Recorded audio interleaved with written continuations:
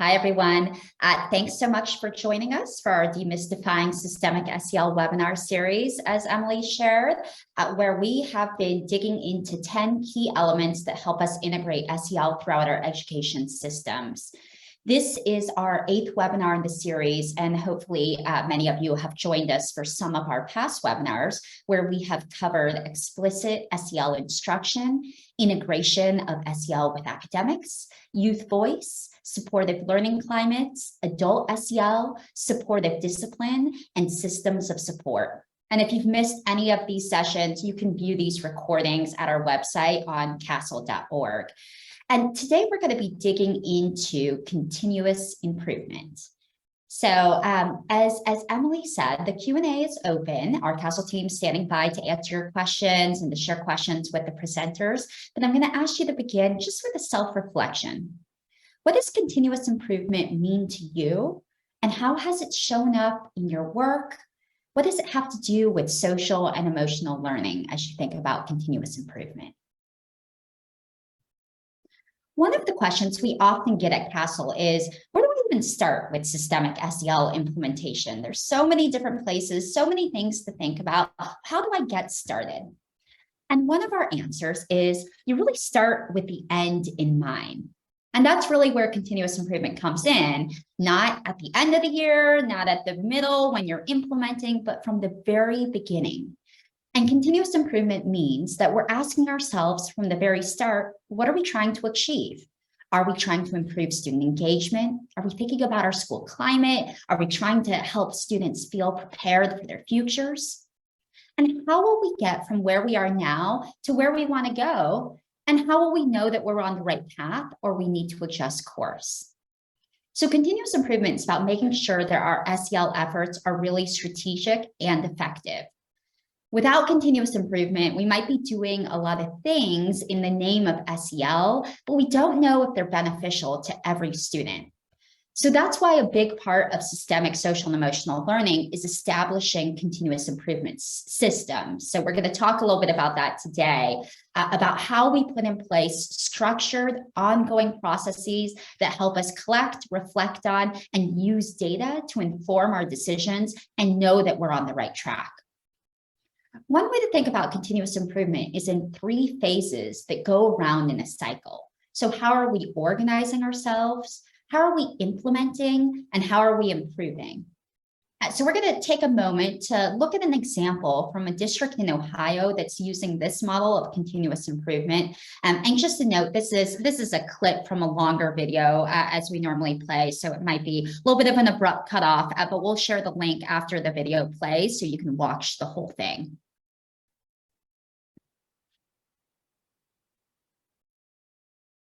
There are a variety of continuous improvement models. We think of continuous improvement really using 3 basic phases: organizing, implementing, and then improving. And this is cyclical, so we do this over and over again. These stages of the improvement cycle are practiced in many school districts across the country, including in the West Carrollton School District south of Dayton, Ohio. One of West Carrollton's core beliefs is continuous improvement is an institutionalized habit. At the building level, when we're looking at SEL data, every teacher needs to be involved in that process. It's very similar to parallel to academics. If you want teachers to be invested in teaching phonics across the building, we're going to look at together as a team at phonics data. Same with SEL, it's no different. If we want our teachers to be on board with teaching SEL standards and skills, they need to be invested in everyone looking at the data dig deep so they can tailor the lessons to support their individual student needs. For West Carrollton, a team of SEL early adopters helped build momentum and prepared the district to take the next steps towards a systemic SEL program. These SEL champions play a key role in the ongoing continuous improvement cycle. I had principals, I had counselors, I had teachers, K-12, join this voluntarily. One big role that cohort played was to set forth a vision, to set goals that we have set through 2025. Identifying those goals and establishing a vision for your SEL program is part of the first step in the continuous improvement cycle. organizing. So when an SEL team is thinking about their school-wide SEL goals, it's particularly important that they are ambitious but feasible goals that the SEL team feels empowered to attain. It's also important that there is a metric or a measurable aspect to the goal statement that they create. And lastly, they really need to make sure that the goal is inclusive and equitable, taking into account the experiences of all students in their school. We did a vision board. What do we want our students to be able to do? What do we want to produce at the end when they're 12th graders, or if they're leaving in the 8th grade, whatever. But the goals that we set forth were specific in 4 areas. One, making sure that all of the adults in the district were trained on what SEL is and the importance of it. The other 3 really read about the same way. We wanted to, by the measures of the survey, be able to say that we're at 90% in these 3 areas: growth mindset, self-efficacy, and teacher-student relationship. After setting goals and establishing a vision, the second phase of the continuous improvement cycle is implementing. And so in that phase, what you're asking yourself is, how do we get from where we are now to where we want to be? And so you're really focusing on data tracking and monitoring progress along the way. So you're able to, while implementing any sort of SEL practice or approach, you are making sure that you are looking at that data to then be able to quickly course correct or make any sort of adjustments needed. So thanks for zooming into Ohio with us. We're going to drop the link into the chat where you could see the full video where they go on to talk about the improving phase, and they talk about how they support their school level teams in monthly data meetings and include teachers and families and students in that process for reflecting on the data quarterly. And they discuss how to adjust and move forward. So we'll drop that link into the chat. And, you know, one thing we often say at Castle is social and emotional learning is not a one-size-fits-all approach, and continuous improvement is really a great way to help us be able to tailor social and emotional learning for our communities and know it's effective. So I'm really excited to welcome our speakers who will shed some light on how this looks across different places in the country. Dr. Brittany Williams has a doctoral degree in educational psychology with a focus on social and emotional development in young African-American children. She's worked on multidisciplinary projects promoting collaborative work between pre-service teachers and school social workers to assist in fostering SEL within schools and with the students they serve. Today, she serves as Castle's continuous improvement specialist. Welcome, Brittany. And Dr. Jill Bryant has taught middle and high school, college, and graduate students and served 14 years as a professor in the Graduate School of Education at Willamette University. In 2014, she joined Portland Public Schools and has since become their Assistant Director of Social and Emotional Learning. In 2020, she worked with Castle to lead Portland Public Schools through a social and emotional learning readiness assessment, which we call a SELAREA, and continues to lead the goal setting and implementation efforts around SEL in her school system. So welcome, Jill. Good morning. Thank you. Good morning. So glad to have you both with us. And I just want to dive right in. I think continuous improvement is a term that gets thrown around a lot in education, and we know there's no shortage of terms. So would love to just hear from each of you. What does continuous improvement mean to you? How do you usually describe it to folks? I can jump in. I think in the most succinct in layman's terms is using data to make our work better, faster. So. Love it. Short, sweet, and to the point. Is that how you explain it, Jill, in Portland as well? How do you guys think about it? Yeah, for sure. Just adding a layer of how can we be sure that what we're doing is what we think we're doing? How can we be sure that the resources, the time, the investment is actually helping us to get to the outcomes that we want to get to? And then the improvement piece is how do we continuously self-reflect and think about what we're doing and how to make it better and aligned with what the district would like us to do.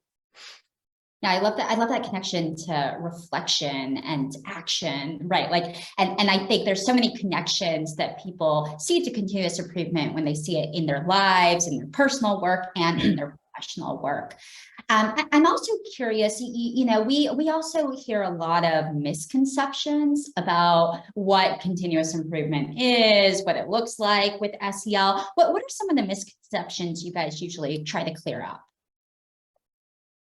I think for me, it is getting a sense of what the data culture is and trying to reframe it. And that continuous improvement data is not strictly for accountability or summative decision making or tracking, but that it is really something that can help not only the adults in the building and staff, but students, their families, and then ultimately the community in understanding. So when it is misused, it can be very harmful to all of those stakeholder groups. So really trying to find a way to reframe it and use it in a more positive way to make decisions that are good for the whole community, school community, and our larger community. And Brittany, you said the word summative data too. Can you folks like me who don't dig into all those different terms, can you define what do you mean by summative data versus the formative data that we use? Yeah, so formative data is, or decision making, is more so for continuous improvement purposes, really trying to make decisions along the way that gets to even Jill's earlier point, or what we're doing. Is it what we intended to do? Is it effective? And then the summative data is more kind of at the end of whatever the implementation plan or year has looked like, and just looking things as a whole in summary, instead of, for those smaller tweaks and course corrections over time. That's super helpful. Okay. Yeah, that's really helpful to think about the different types of data, the way we're thinking about it. I mean, the continuous part of continuous improvement, right? Like not the check at the end, but going through all of that together. Jill, what about you in Portland? In some places, I know data is a 4-letter word. In school districts, coming from a school district myself, in Portland, have there been misconceptions you all have worked to clear up around how to think about continuous improvement as a supportive process, as a formative process? Yeah, I think building on what Brittany was saying about it being ongoing, and it's not just a summative, we check at the end, check our data to see if we've reached these outcomes.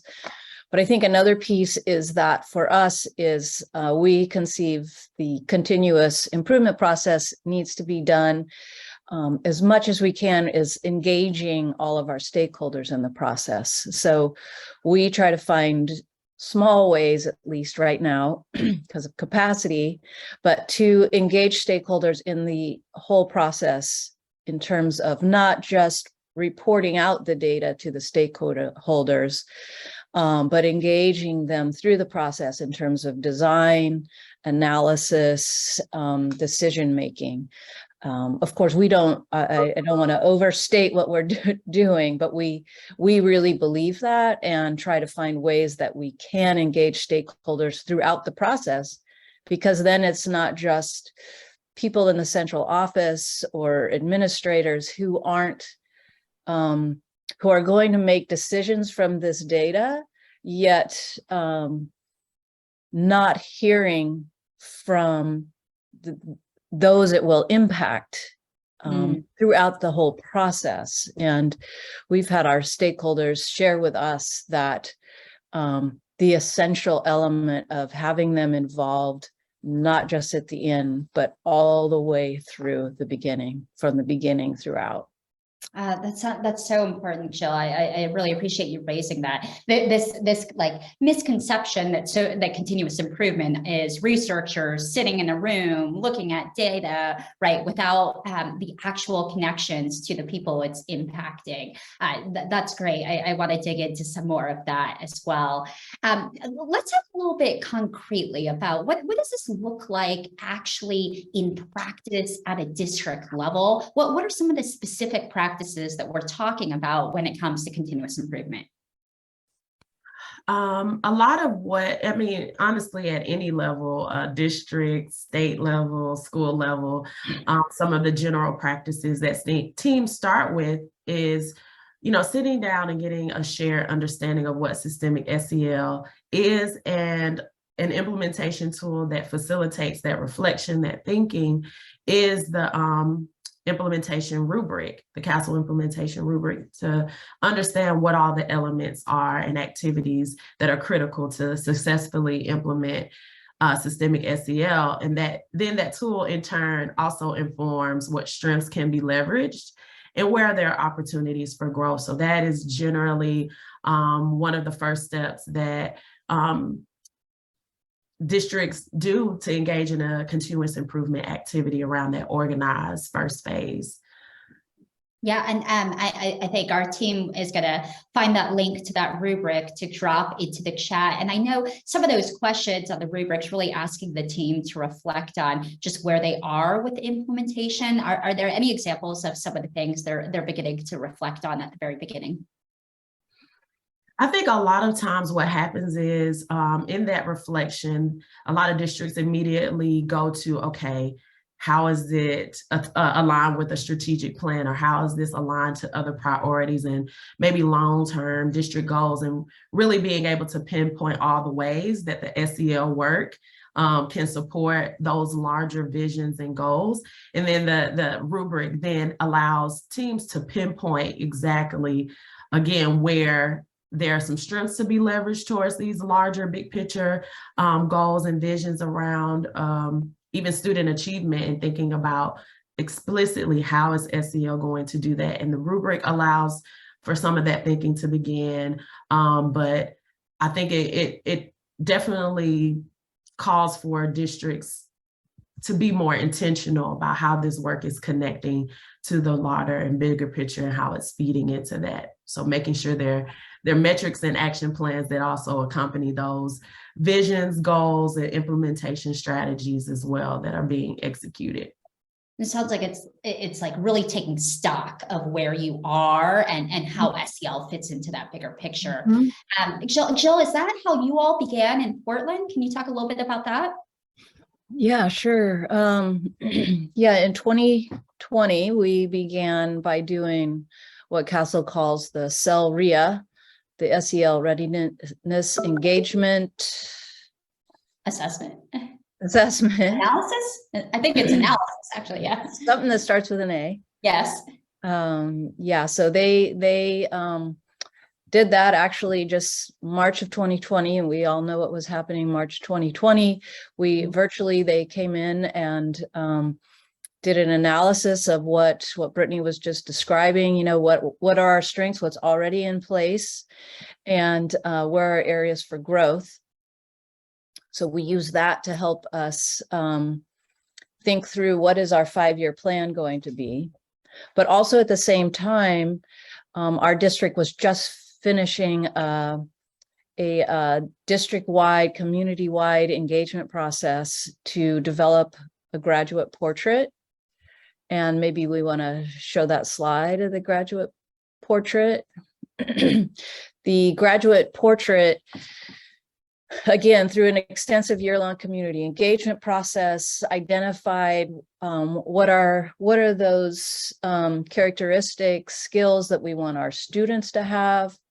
What do educators need in order to reach those goals? And then what does the education system need in order to support all 3 of those? And so what was really nice is in that graduate portrait, there were a lot of embedded SEL skills, processes, systems, structures. So what we knew we had to do was align our 5-year plan with the graduate portrait. It has to be in support of that graduate portrait. And then also in terms of continually trying to stay true to stakeholder engagement, we engaged at least our, again, this was during the beginning of COVID, So we did the best we could to engage the PPS community in terms of the staff at various levels of the staff to give us input and help us design it. And so from there is where we came to our 5-year plan. And so right now we're in year 3 of that. And then now as districts change and grow and evolve over time, from the graduate portrait, they built out a strategic plan. And part of the strategic plan is to build an instructional framework. And now we have that instructional framework that is being rolled out in our district, where all the work that we're doing is aligning that instructional framework. And so now we more specifically are aligning our larger plan, as well as within our plan, our professional development, everything we're doing has to be in service of that instructional framework. But it works nicely because that framework is aligned to the graduate portrait. And so it's a challenge, but what it does is it helps us to stay in service of what the district is moving towards, rather than us creating something that's separate and out here in a silo that could easily be written off as not part and embedded in the district work. Yeah, I think this theme of alignment that you're talking about is so interesting in as we talk about continuous improvement, right? Like we often think about continuous improvement as this data process or reflecting on the data, but making that connection of what is it that we're actually measuring, rather than it being an add-on, rather than it being like, over here, we want to do SEL and we've started to do SEL and here's a data collect. It sounds like what you guys have done is be very intentional to say, what is it that we want to do as a district for our students? And what will that require of educators? What will it require of the system itself? And then how does SEL fit into that component? And that as part of your continuous improvement process, that means that the data that you're looking at, the metrics that you're working toward, all sort of feed up to that graduate profile, graduate portrait, rather than feeling like, oh, here's another set of data we're asking folks to look at. Here's another ask that we're asking people to do. So that's really, really interesting. Brittany, are there other ways that you've seen districts be able to align and think really strategically at the beginning about their goals and priorities this way? Yeah, but before I answer that, I want to really quickly go back to another practice that I forgot about, but that we really tried to do even in the beginning of the relationship with Portland, was to bring in the R&E team, the research and evaluation team, so that they are, you mentioned it a little bit in your framing earlier at the top of the webinar, but I think it was really important to bring that team in so they're interested and invested early on how to support continuous improvement sustainably going forward. So a lot of the initial work that we did with Portland's R&E team at the time was to kind of do a gap analysis of what are you already collecting as far as data sources that are related to SEL, and where are the gaps that we, CASEL, can help fill around implementation, and really thinking about it from a space where, again, not layering anything on top of what you have, but how do we integrate it more seamlessly and utilize those data sources for purposes around the SEL implementation in Portland. So I just wanted to go back to that really quickly.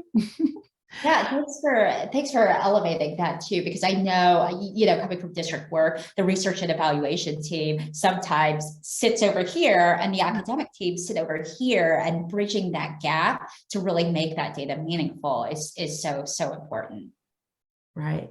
And so getting to your last question around, helping to align SEL efforts with other processes across the district and just continuous improvement in general, I think it really helped the SEL team to be be held, for lack of better terms, accountable to the larger plan for students by having those SMARTY goals, SEL SMARTY goals, and really emphasizing the R, which how is it relevant to, again, the graduate portrait, educator essentials, system shifts, and where in the strategic plan the SEL was specifically mentioned.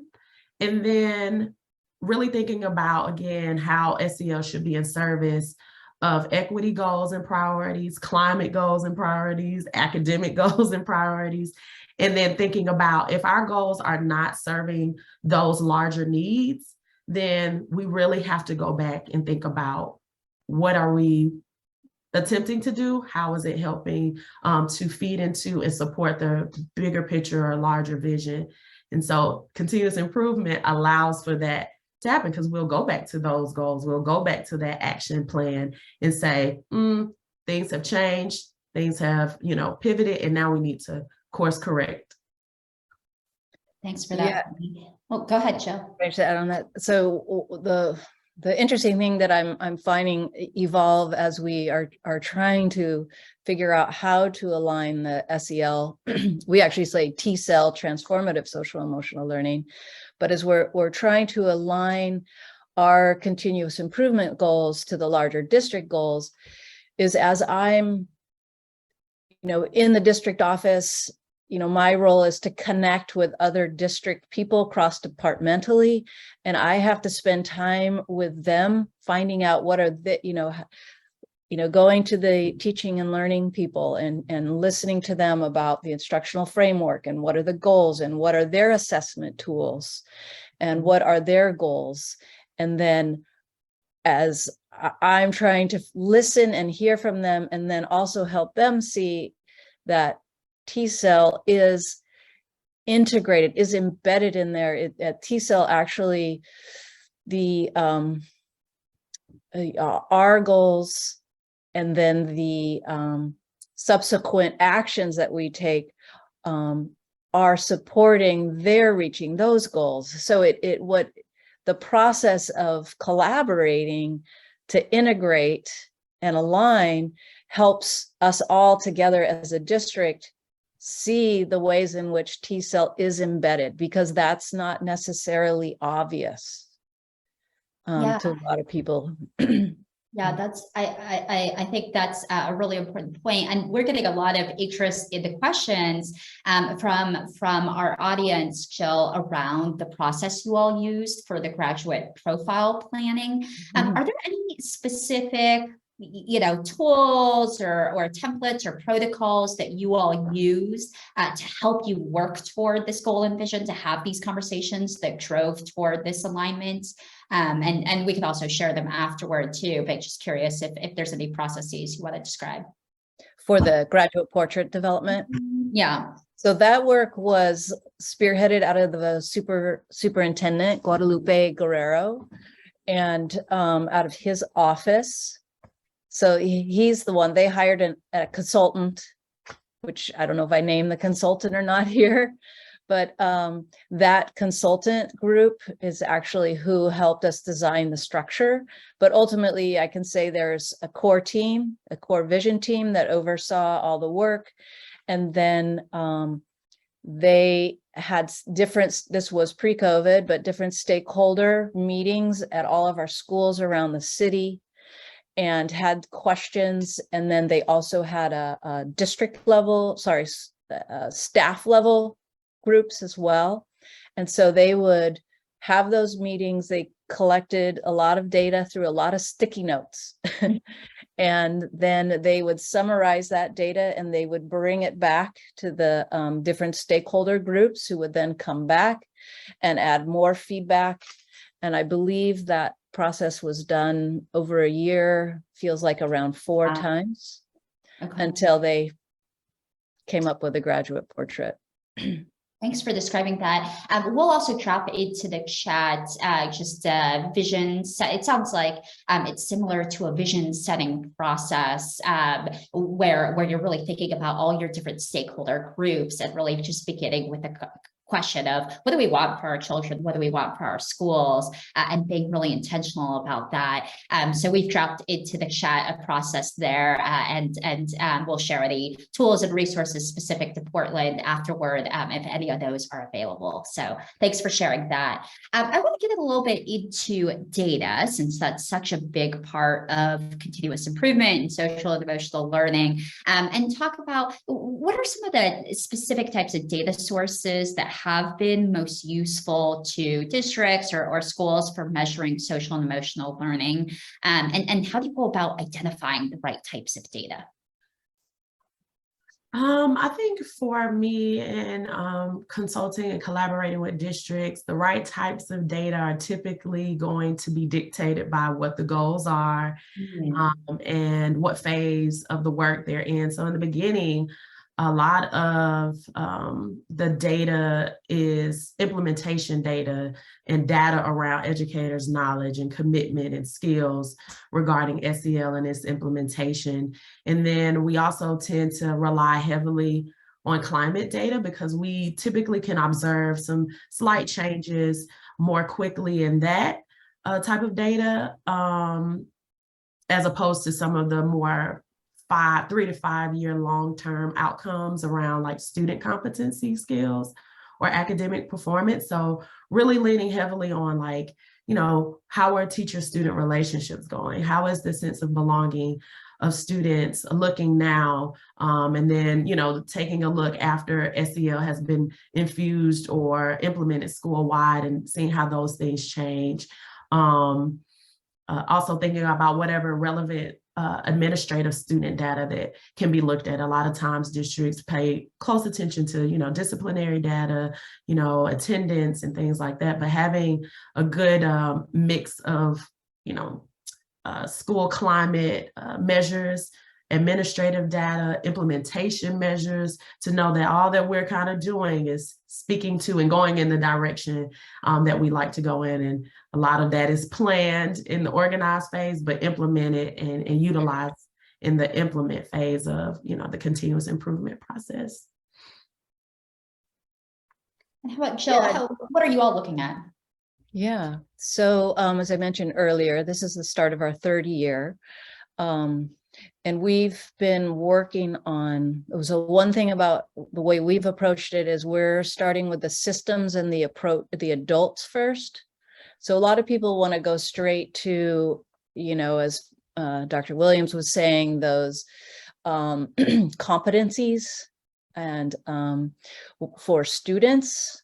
But what we know, and many people know, is that the effectiveness of the work really is dependent upon the adults and our ability to have policies, practices, systems, structures that support central office, that support educators, that support school systems, so that they can create those conditions for students to thrive.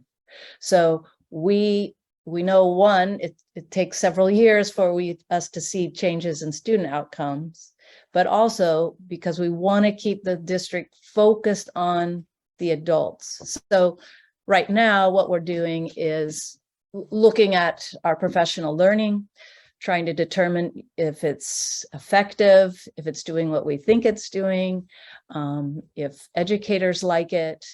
So we're definitely looking at that. We're looking at our other goals of implementation, but definitely easy things, like really easy things like participation rates, feedback from Google Forms. And we're also using the Castle School Guide and having our schools, we're building that into our professional learning, which is a 3-year rollout for our new school cohorts. And that data is easy for us to collect. It's easy for us to analyze. Doesn't take a lot of time. And it does give us some good indicators of those larger goals.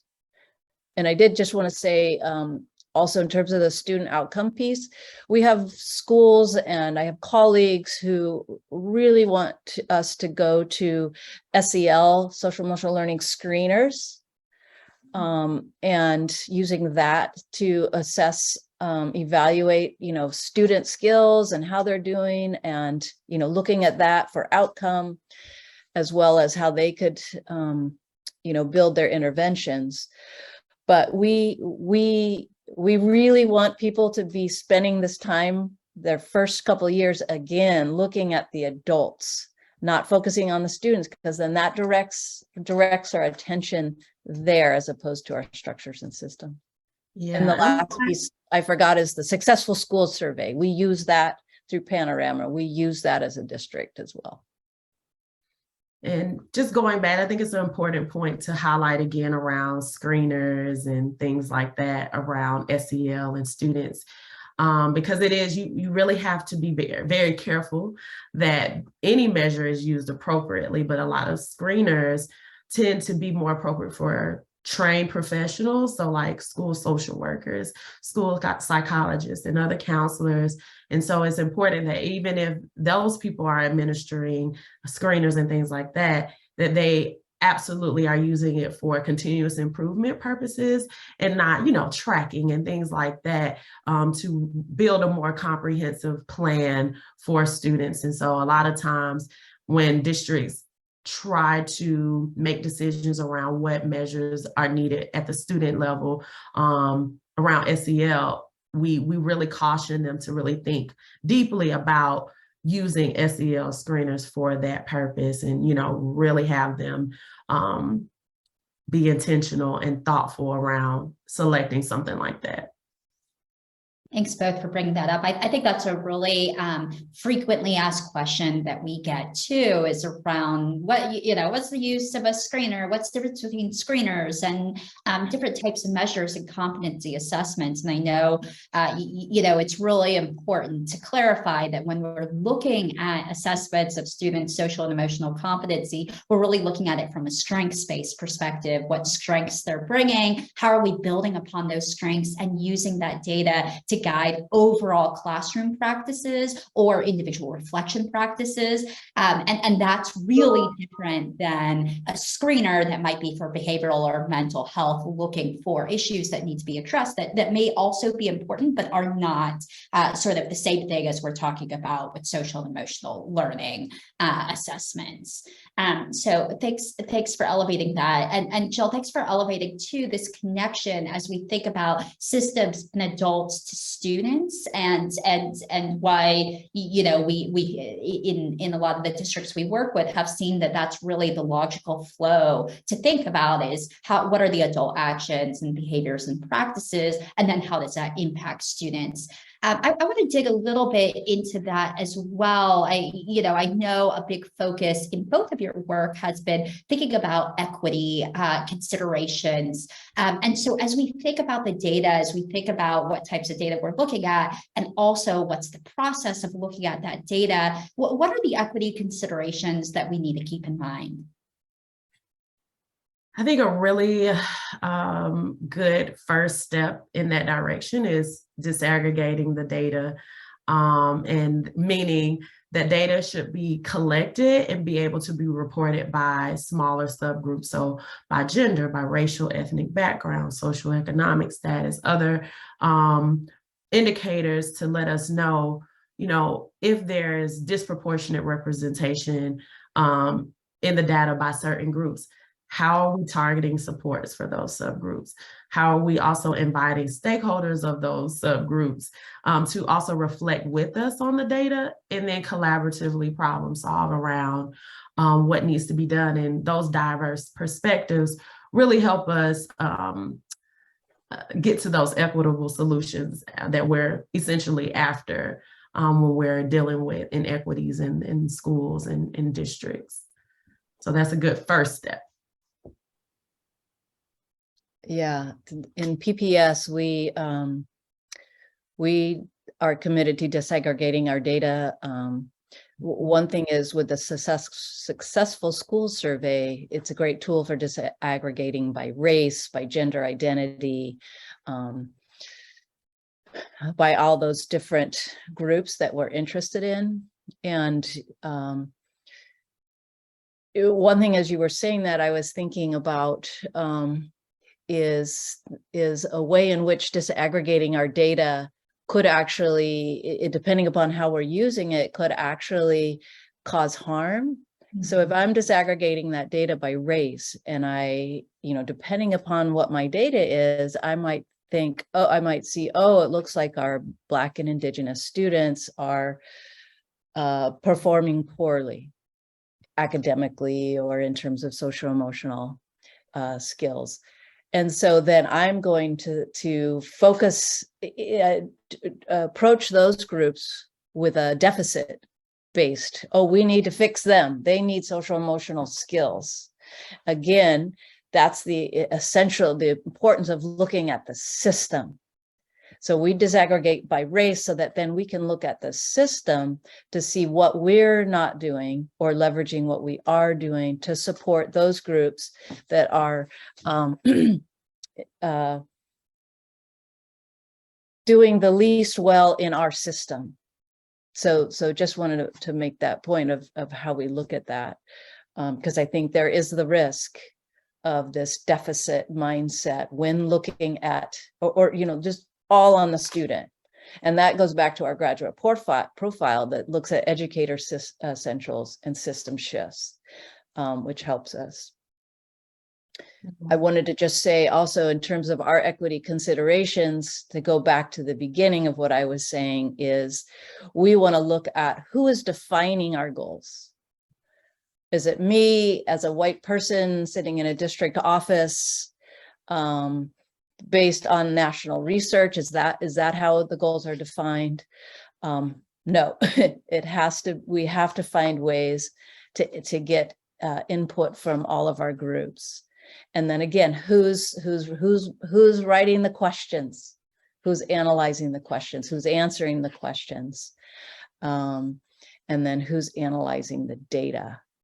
And so that's key. And then just in terms of the risks, is again, I as a white person, or the white PPS is dominant white, and so the risk is, what are the blind spots if it's only central office people analyzing? Well, what is it that I don't see because of my cultural background, or other factors, background factors? And and because we want to create a system that everybody feels like it's supporting them and their family, their cultures, their backgrounds, their needs, their wishes, their desires. Because there's a lot I don't know and I don't see, and I am always working to improve that by engaging stakeholders. Yeah, and I think this point about engaging the stakeholder families and community partners and students and educators, right? Like all the people who are affected by that data, engaging them throughout the continuous improvement process for SEL. I mean, it really speaks to one of our first points around misconception about, the way that data could be used and has been used in schools and districts that can feel punitive to people, or can feel like a gotcha to people, and really being able to shift that.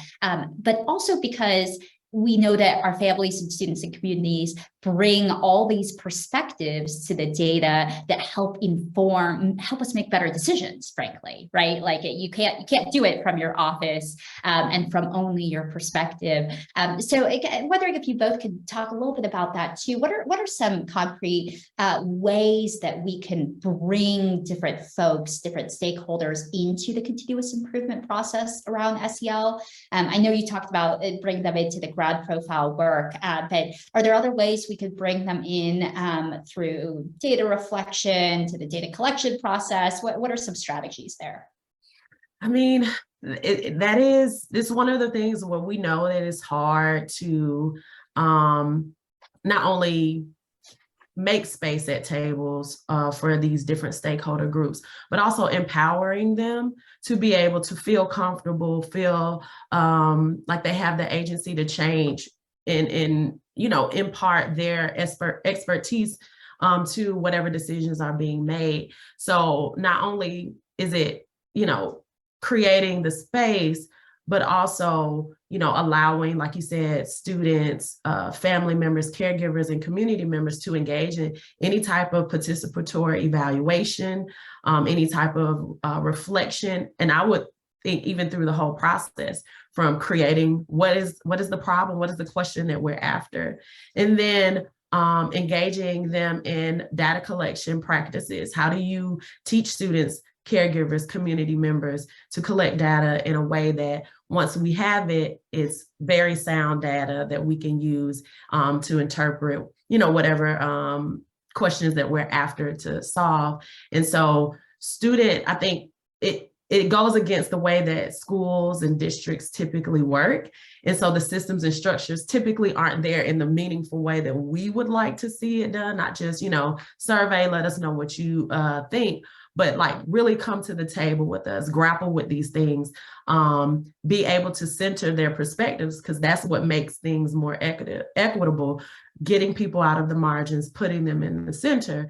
And then really thinking about the root causes of the issues that we are faced with in schools, and then having those parents, community members, caregivers, and students weigh in on that allows those perspectives to come in and then improve just the whole system as a whole, but also engage in those continuous improvement activities that really widens our understanding of what the issue really is. So we can really get down to real solutions that help people, and specifically helps marginalized youth and their families and communities.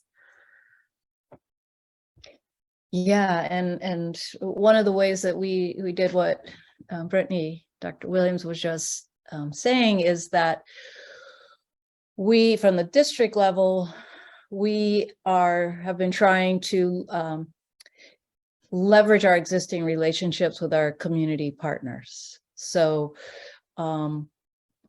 I, as a white person, could go into our community partner group and say, tell me what you think, what does SEL need? But I don't have trust, I don't have relationship, we don't know each other. So that's the kind of feedback we're going to get, or data we're going to get from those groups, are probably not as good as if those who are already working with our community, our different communities, believe in the work and go and talk to their colleagues, their families, their youth. So we, again, not overstating what we've done and what but we are working towards that. And for example, we are going through and have gone through SEL program adoption process. And so that's that's a big project, but it's more of a tangible project. And we are using that to try to engage our people who work with communities, to engage them, to give us feedback all the way through on the kinds of programs that might be beneficial and or harmful to their communities. So that's one tangible way that we've done that. And then in terms of schools doing the same thing. What do they, maybe the morning coffee with the principal isn't that could be one way to get voice, but we have to look at your morning coffee and see who's represented, who's coming to those morning coffees, and more importantly, who's not. And then identify who already has a relationship with the people who are not coming, and work with those people to help elevate the voice in terms of ways to access ideas and insights from all your community groups. Yeah, and I'm glad you brought up schools too, because we've been talking a lot about the district level and some of the district level strategies, and wondering as we think about schools and really translating this work to where it's actually happening, how do we support schools in continuous improvement practices? Any examples of how schools have really been able to effectively use continuous improvement practices in their buildings and with their communities? So I think from a CASEL perspective, we really support schools by building district capacity, by letting district, teams understand best practices, how to facilitate conversations around continuous improvement activities like goal setting and action planning, because that is what the school teams would be engaging in too. And I believe one of the ways that I've done in the past, specifically with not necessarily Portland just yet, but other districts, is modeling, our goal setting with them, and then they are able to go into the schools and then utilize tools appropriately, implementation tools appropriately, so that they also can create, progress monitoring and systems for that themselves. In particular, we've had schools utilize the CASEL SEL implementation survey to sit down with school teams to review their data and then in turn create school level SEL goals. And so those were ways that we've actually sat down and seen the model work in the way that we hope it would. And so that's specifically how I've seen it play out in supporting at the school level from my vantage point with districts. And all those tools that we had shared, I think for the district level too, we have a parallel for the school level, which is what Brittany's bringing up, a school guide rubric, a school level rubric that looks at school level implementation, school-wide processes for developing goals and setting a vision and determining the right types of data. And so having districts being able to support schools, but also if you're working on an independent school, those are some tools that can help you get started also. Jill, anything to add on what you all have been doing to support schools with their work?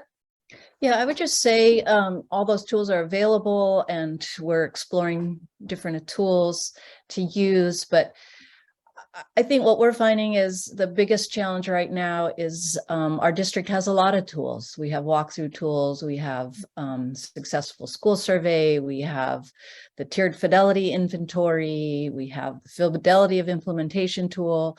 And what our biggest challenge is, how do we help schools simplify that? How do we help them essentially take their learnings from those tools and use those really in their SKIP goal, their school implementation plan, so that they can have this easy goal that builds into what administrators are already required to do to help them really focus their work, and that they so that it makes sense to them, sense to their schools, so that it is easy, as well as opposed to burdening them with one more thing they have to assess and write goals for.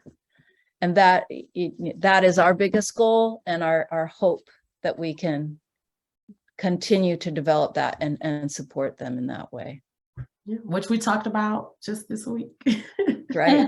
Right. And yeah, I mean, there is no shortage of priorities, rubrics, checklists, things to do, especially right now, I think in education, as we face so many concerns and impacts of the pandemic, that this idea of alignment, simplification is really, really important. And especially like continuous improvement can feel like a big black box for folks, right? And really helping to break it down into this really clear, what are we trying to do? How do we get there? How do we measure that? It is really, really important. So I thank you both for sharing these insights. This has been really, really rich to help us think through continuous improvement and dig a little bit deeper here. I want to pull up a few key takeaways from our conversation and invite folks to consider their own key takeaways as you're thinking about this and how this applies to your work. One is that I think we've really talked about what continuous improvement actually is, right? It is not this end of year, let's all look at the data and determine, did we make it, did we not process, but it's really an ongoing process. It's iterative, meaning it's going over and over and over again in cycles. And it's really about thinking through school and district-wide SEL implementation throughout the whole process. Two, That collecting and using both all these different sources of data that we have at our hand, looking at both implementation and outcome data. And when we're thinking about outcome data, as Jill shared, thinking about the different levels, about student level data, but also about what's the impact that adult behaviors and practices are having on that. What's the impact of systemic structures and practices and policies at district levels, at schools levels that has on our student income, that outcomes, that this is all part of continuous improvement. And lastly, we talked a lot about how do we think about equity within this approach and why it's so important to ensure that SEL implementation is really thinking about the people who are most impacted, who are our students, and that this isn't being done to them, but really engaging students, communities, families within this process to elevate their voices and experiences and bring their expertise into this continuous improvement process.